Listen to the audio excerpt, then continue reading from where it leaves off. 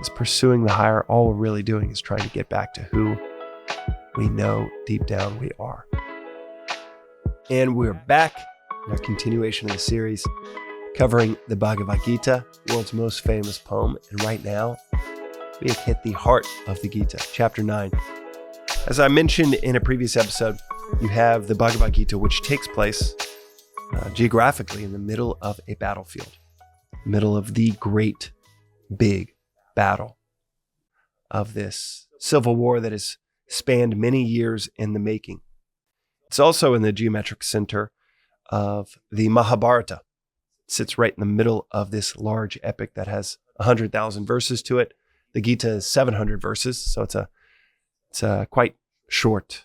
The Gita is 700 verses, some listed as 701, but most translations have it as 700 verses. And therefore, it's a pretty quick read to go through all 700 verses that sit right in the middle of this grand, massive epic. It is the Indian equivalent, the Eastern equivalent to us in the West. We have Homer's Iliad and the Odyssey. They have the Mahabharata and the Ramayana.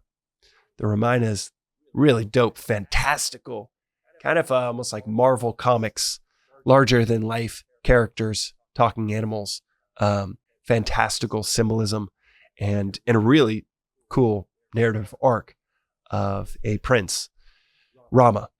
You have a very different type of epic that's more maybe rooted in the world we live in, where it is a lot of family drama and a lot less kind of the fantasy aspect of it in the Mahabharata. And it's a civil war of epic proportions that is taking place over 13 years between unrighteous cousins and righteous cousins that are the rightful heirs to the throne. Both of them are epic reads. You can, I've never read the larger Mahabharata, but you can get abridged versions that make for just really entertaining reads. Then you get into the philosophical depths, the symbolism between the different characters, and it's just a whole nother level. Then you get into the philosophical anchor of the Bhagavad Gita, which is this conversation between a warrior prince and his charioteer, the most famous warrior prince and his charioteer on the righteous side, that are sitting right in the middle of this battlefield. Chapter 9 is the very middle of this conversation. And the heart of this dialogue, chapter 9, is called The Yoga of Royal Knowledge and Royal Secret. Royal Secret sounds pretty killer. It's not secret like you can't tell this to people. It's more like secret of Arjuna, the warrior prince, doesn't know something of infinite importance. Krishna, the charioteer, in this dialogue is talking to all of us. Basically saying, don't you know the most important piece of information? The most important thing you could possibly know. Don't you know it? And this chapter underscores this royal secret. The secret that is more important than anything else we could possibly know. And it's verse 22 of chapter 9.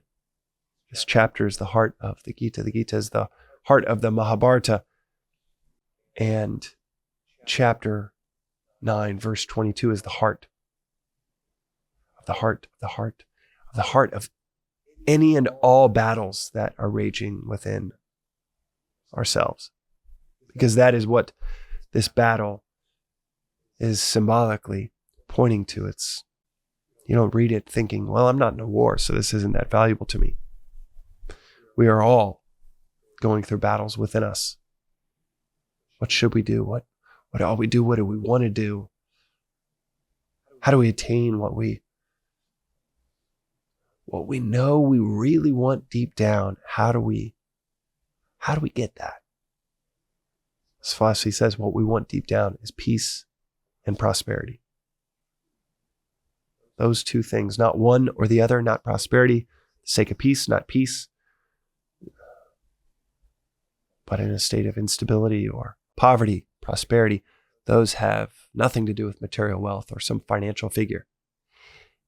The equation is quite simple as well. Do your means supersede your desires? Do you have more than you need to cover all of your desires? Or do you have more desires than what you have? Are you a millionaire, wallowing, wishing you were a billionaire? That would be a state of poverty, where your desires outpace your means, put you into an S-ton of debt,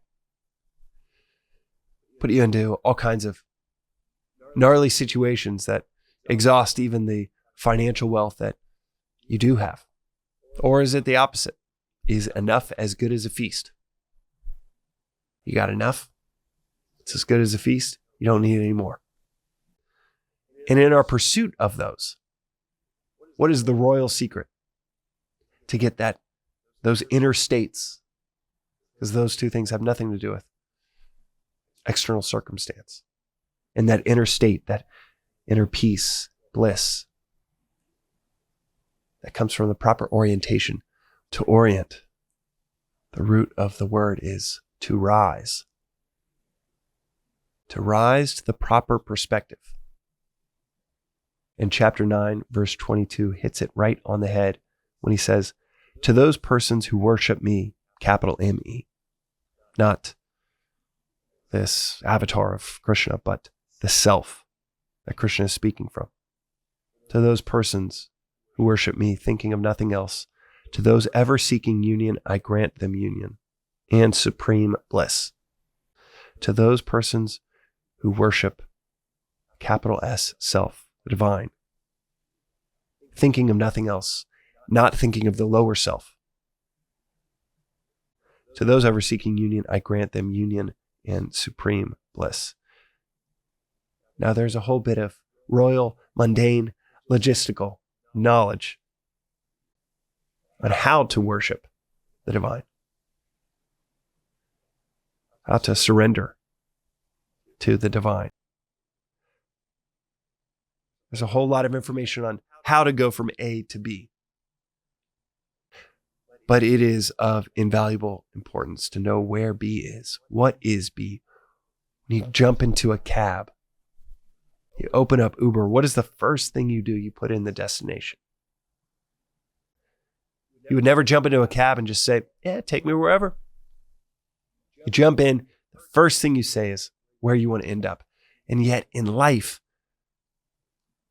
we jump on ride after ride after ride, some that take us 10, 20, 30 years, never knowing where we want to end up. Never thinking about, much less explicitly stating the destination. Here's the destination for supreme bliss. Thinking of nothing else.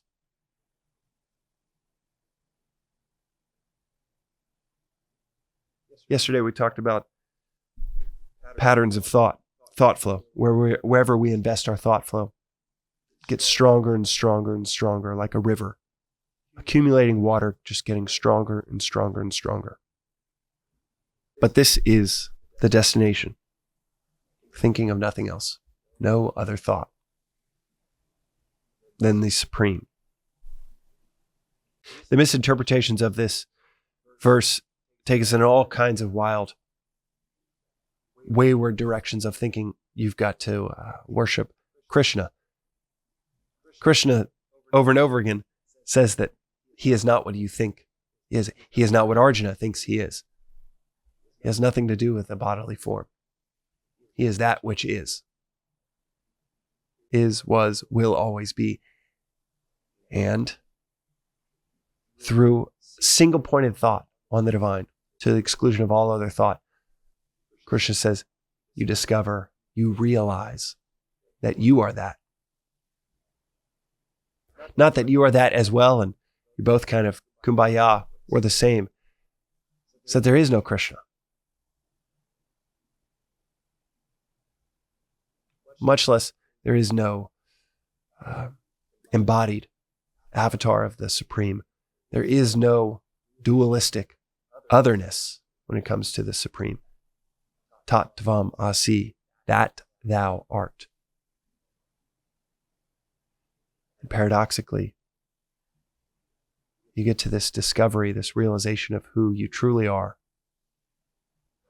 by not thinking about ourselves at all, by shedding those thoughts completely, devoted, surrendering to the higher, and orienting, rising, who we really are.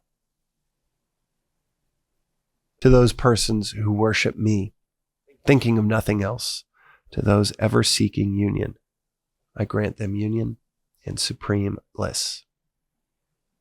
To those ever seeking union, not seeking separation, not seeking selfish pursuits towards an illusory separate self, but seeking union. To the abandonment of all other pursuits. The divine, supreme, grants that union and supreme bliss. This is just one text. This is just one articulation. Take it or leave it. But that's what this philosophy says, and that's what this chapter at the heart of the Gita tells us is the destination for all of us. And this philosophy also says, you're going that way. You're going in that direction. No matter what step you take, every step is a step towards enlightenment. Even if you think you're going backwards, even if you think this is the wildest, dumbest, most esoteric thing that has nothing to do with my pursuit in my career or my life right now, we are all on our paths to waking up. Whether it's conscious, subconscious, every pursuit, every payday, every promotion, every admiration that we pursue from those around us is really just misguided mumukshutva, misguided pursuit of the self. And misguided as it might seem in all of the myriad ways that we all pursue the higher. Pursuing the higher, all we're really doing is trying to get back to who we know deep down we are. And that's the wildest part about this royal secret. The destination you're seeking is not outside ourselves.